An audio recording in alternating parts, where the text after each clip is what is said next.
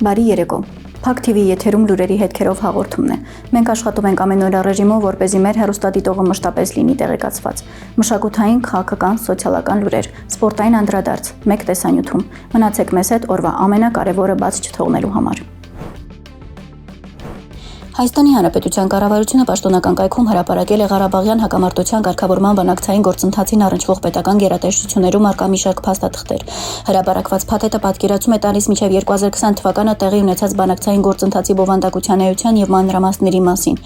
Հրապարակված է նաև ԵԱՀԿ Մինսկի խմբի 2019 թվականի առաջարկը, որի արկայությունը Նիկոլ Փաշինյանը եւ այն ժամանակահատվածի արտաքին գործերի նախարար Զոհրաբ Մնացականյանը այդ օրերին մերժում էին։ Ըստ այդ փաստաթղթի Արցախի պաշտպանության բանակը դուրս էր գալու 5 շրջաններից, Բերձորն ու Խարվաճարը մնալու էին որպես կապող օղակ Հայաստանի հետ, որտեղ մոնիթորինգ էր իրականացնելու ԵԱՀԿ-ն։ Լեռնային Ղարաբաղում գործելու էին տեղի ընտրված լեգիտիմ իշխանությունները, իսկ Ադրբեջանի հետ շփման գծում պետք է կանգնեին միջազգային խաղաղապահները։ Լեռնային Ղարաբաղում տեղի էր ունենալու հանրաքվե։ Այս առաջարկով Արցախը մնալու էր հայկական, ինչը փաստորեն մերժվել է, որին նախորդել են արդեն բոլորին հայտնի իրադարձությունները։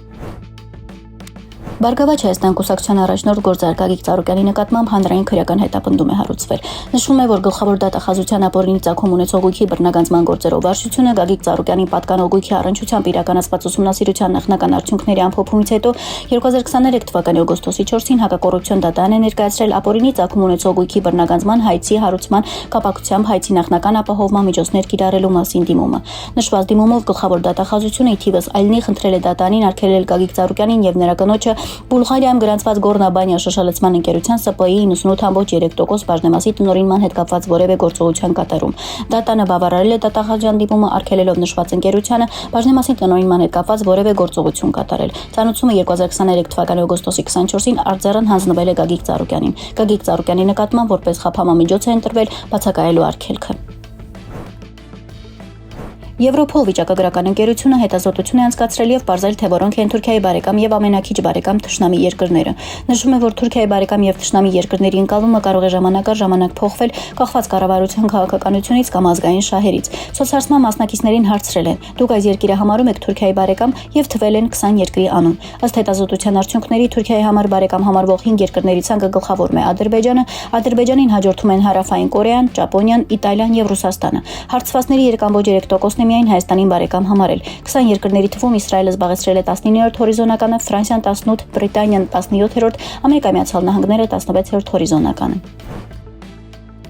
Եվրամիությունը 500 միլիոն եվրո կներդնի Հայաստանի էներգետիկ անվտանգությունն ու դիվերսիֆիկացիան ամրապնդելու համար։ Օրեր առաջ Ուզբեկստանի մայրաքաղաքում ստորագրվել է փաստաթուղթ, որով Հայաստանը աջակցություն է ստանում Կովկասյան էլեկտրահաղորդման ցանց նախագծի շրջանակում բարելավելու էներգետիկ ենթակառուցվածքները, ամրապնդելու էներգետիկ անվտանգություն ու դիվերսիֆիկացիան, նվազեցնելու կախվածությունը արտաքին դերակատարներից։ Եվրամիությունը այս հարցում համագործակցում է Գերմանական բանկի հետ։ Տաշկենտում մենք ստորագրել ենք փաստաթուղթ 500 միլիոն եվրո արժողությամբ մի նախագծի մասին։ Սա 500 միլիոն եվրոյի ներդրում է ձեզ, Հայաստանին, էլեկտրացանցը վրացական ցանցի հետ միացնելու համար, եւ մենք արդեն աշխատում ենք Հայաստան-Թուրքիա էլեկտրացանցի վրա։ Ինչու, որպեսզի դուք ավելի քիչ կախված լինեք Ռուսաստանից ստացվող էներգիայից։ Եվ սա գիտեք գալիս է նաեւ մեր փորձառությունից։ Մենք այժմ ունենք հատուկ էներգետիկ ծրագրեր Մոլդովայի, Ուկրաինայի եւ նաեւ մեզ համար։ Օրինակ, երբ 2022 թվականին սկսվեց ռուս-ուկրաինական պատերազմը, Եվրոպա Ռուսաստանից ներկրում էր գազի 60%, ածխի 50% եւ կարծում եմ նավթի 40%։ Հիմա ածուխը 0 է, նավթը 0, իսկ գազի դեպքում մենք դանդաղորեն իջեցնում ենք այն 0-ի, ինչը միշտ չէ որ հեշտ է, ինչպես դուք նույնպես գիտեք,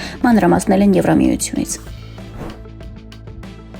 Հայաստանում նկատելի է սեզոնային վիրուսների ակտիվացում։ Շրջանառվում է գրիպ H3N2 տիպի վիրուսը, ախտանշաններն են՝ բարձր ջերմություն, հաս, քթահոսություն, մկանահոդացավ։ Սուրճ չնչառական վարակների սեզոնին կրթության, գիտության եւ մշակույթի սպորտի հետ համատեղ նախադպրոցական ու դպրոցական հաստատություններում ներդրվել է համաճարակային ֆիլտր, որի սահմանաչափը գերազանցելու դեպքում ուսուցումը անցնում է հեռավար ձևաչափի։ Առողջապահության նախարարությունից նշում են, գրիպի լավագույն կանխարգելումը պատվաստումն է, որը նվազեցնում է հիվանդանալու հավանականությունը, թեթևացնում է հիվանդության ընթացքն ու բարդությունները։ Պատվաստվեք այսօր, պաշտպանելով ձեզ եւ շրջապատին։ Եվ վերջում օրվա տեսանյութ։ Չինաստանում սկսել են տրամադրել ամենամատչելի բնակարանները։ Ընդամենը $1 մեկ օրվա համար։ Այս գումարի համար առաջարկում են բնակարան, լայնությունը 40 սանտիմետր։ Ներսում տեղադրվում է այն ամենը, ինչը հարկավոր է ձեզ՝ նեղ մահճակալ, վարդակ եւ նույնիսկ հեռուստացույց։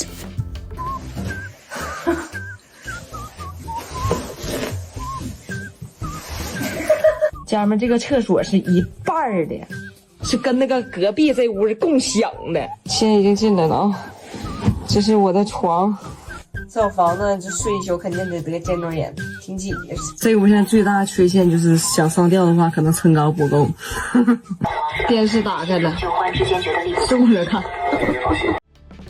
Այսօրվա համար այսքանը։ Իսկ դուք շարունակեք մնալ Փակ TV-ի հետ եւ մի մոռացեք բաժանորդագրվել մեր YouTube-յան ալիքին։ Մեր բաժանորդը դառնալով դուք կարող եք տեղեկանալ աշխարհի ամենակարևոր իրադարձություններից եւ բաց չթողնել օրվա ամենակարևորն ու բացառիկը։